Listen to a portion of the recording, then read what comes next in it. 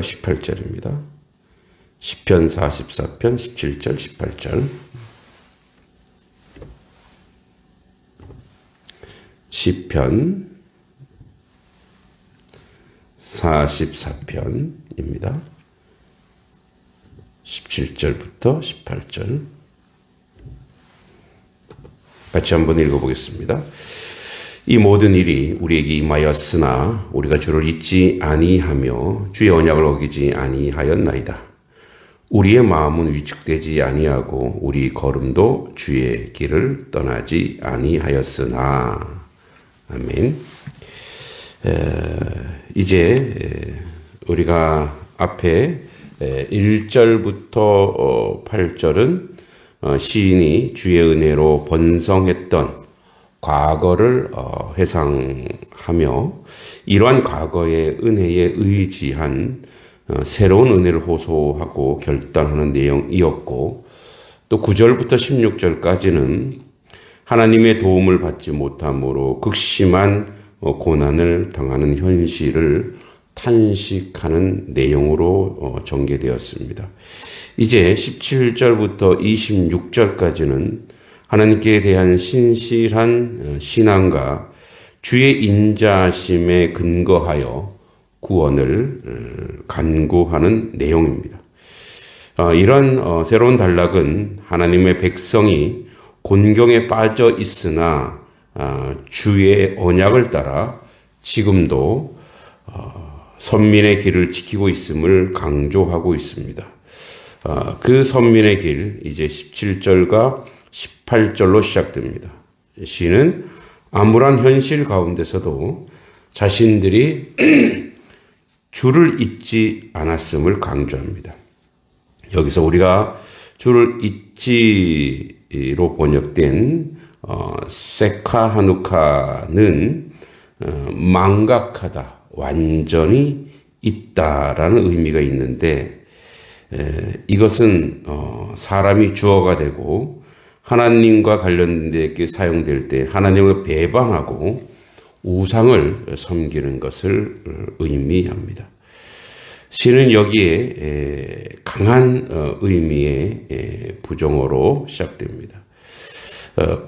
시는 이러한 표현을 통해 그토록 혹독한 비방과 감당조차 할 수 없는 수모를 견디면서도 결코 주를 잊지 아니하였으며 신앙을 지키는 일심으로 주의 계명을 따라 주님을 섬기며 살아왔다고 신앙 고백합니다.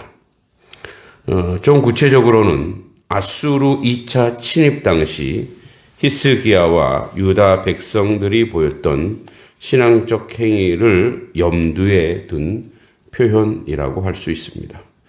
사실 아수르의 제1차 침입은 하나님의 의지하기보다 애굽을 의지하였던 히스기야와 유다에 대한 하나님의 징벌의 성격이 강했고, 이때 히스기야가 보인 태도 역시 비신앙적이었습니다.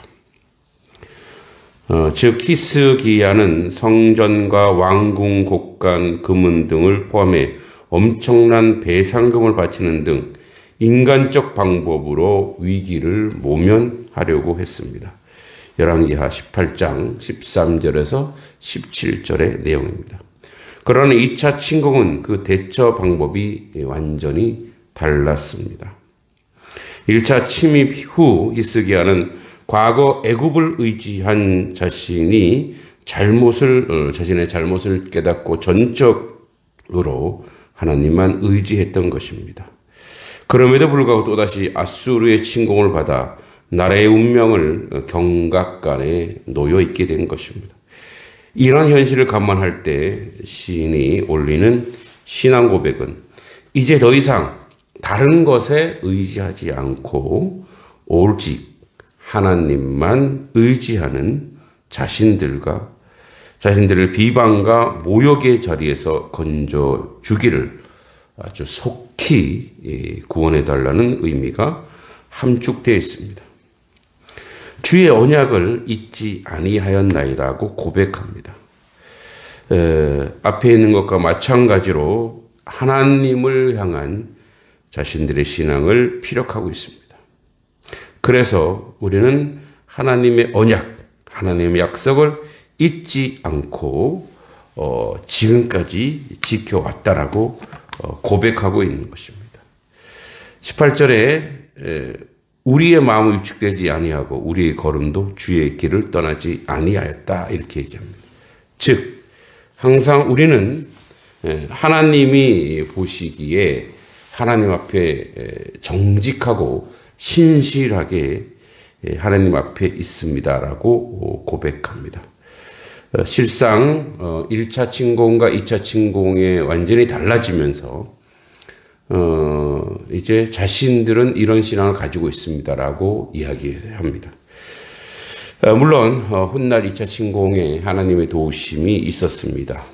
그러나 우리는 때로는 히스기야의 즉 이스라엘의 역사 가운데 하나님의 구원과 구속의 역사가 이렇게 진행되기도 했지만 또 그렇지 않기도 합니다.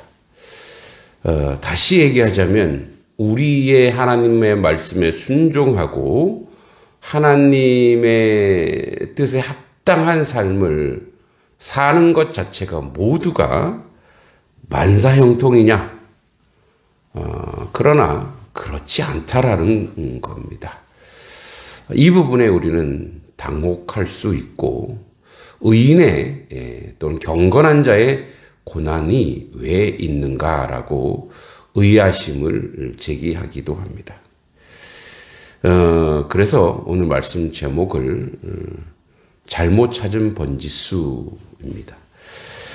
우리가 하나님의 말씀을 순종하고 하나님의 백성으로 살아간다는 것 자체가 그 안에 깔려있는 전제가 혹시 속칭 기복적이거나 나의 인생에 살면서 모든 것이 만사형통이다 라고 볼 수 없다라는 거죠.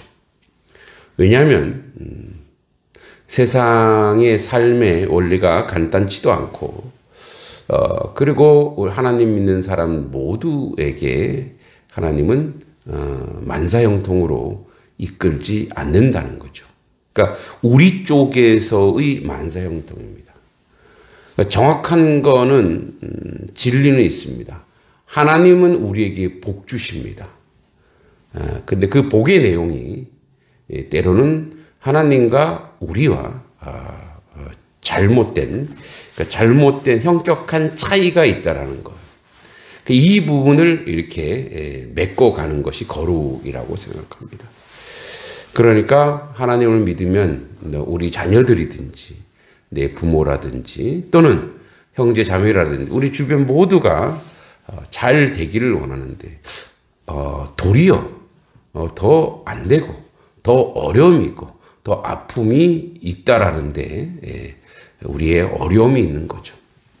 하나님의 말씀을 잘 지키고 이스라엘 백성도 그 언약의 백성으로서 잘 순종하고 했는데도 불구하고 어려움과 고난이 있습니다. 물론 결론적으로 그들의 결과의 값은 불순종이었고 그게 그들의 삶의 원리였고 결국은 주님조차도 배반하는 자리에 갔습니다만 그럼에도 불구하고 오늘 이 현실 속에 살아가는 우리는 이런 부분들이 있다라는 거죠.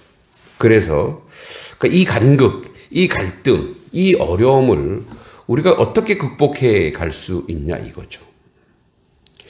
그러니까 열심히 주의 일에 순종하고 최선을 다하고 그러면은 이제 뭐 목회자로서 또는 교회들이 많은 교회들이 성장하고 부흥하고 갈등도 없고 잘 되어야 되는데 여전히 아픔과 어려움과 고난이 있다라는 건 무엇일까요? 어떤 글에 보니까 그렇더라고요. 가나안 땅에 가려면 비행기 타고 가는 거 아니고 초호와 유람선 타고 가는 거 아니라는 거죠.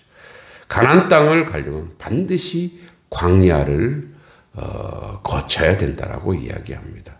즉 우리가 하나님의 백성, 구속의 백성으로 영생, 즉 구원의 그 놀라운 그 은혜를 받은 자는 이 땅에서 그 구원의 은혜를 우리의 삶으로 이제 훈련받고 정화하며 그것을 통해서 우리가 하나님 나라로 한 발자국 가는데, 그 하나님 나라로 가는 그 여정은 하나님이 고난이라고 하는 그런 선물로 우리에게 주신다는 거예요. 고난이 선물이 될 수 있을까요? 위대한 고난, 즉 우리를 성장시키고 우리를 발전시키고 우리를 더 경건하게 하고 더 거룩하게 하는 것은 사실 인간이 본성적으로 악하기에 그것을 뽑아낼 수 있는 유일한 길은 고난밖에 없다라는 거죠. 그런 고난을 통해서 우리를 점점 더 성장하고 성숙한 구속의 백성, 구원의 백성, 성화된 하나님의 자녀로 하나님이 만드신다는 거죠. 오늘 우리가 모든 것이 우리 안에 만사형통이었으면 좋겠고 복된 것이었으면 좋겠지만 그렇지 않을지라도 절대적 진리는 있습니다. 하나님이 나를 사랑하시고 하나님 나에게 복 주시길 원하시는 분이라면 내가 원하는 복의 개념과 하나님 원하는 복의 개념이 다를지라도 하나님께 믿고 의지할 때 진정한 하나님의 백성으로, 순종의 백성으로, 그리고 값진 우리에게 복된 선물, 영적인 거룩한 그런 위대하고 아름다운 복이 우리에게 넘쳐날 줄 믿습니다. 조금만 눈을 좀 잘 뜨면, 조금만 영적 해안이 있으면 이것이 보일 수 있다는 것에 큰 비밀이 있는 것입니다. 오늘도 고난 중에도 그 위대한 비밀을 발견하는 하나님 백성, 복된 백성 되기를 기도합니다. 하나님 아버지 은혜 감사합니다. 주님, 복 주시는 하나님, 사랑하시는 하나님, 그 거룩한 축복과 사랑으로 살아가며 조금만 더 우리가 변화되고 세워져서 하나님의 놀라운 축복 가운데 거하는 하나님 백성 되게 하여 주시옵소서. 예수님의 이름으로 간절히 기도합니다. 아멘.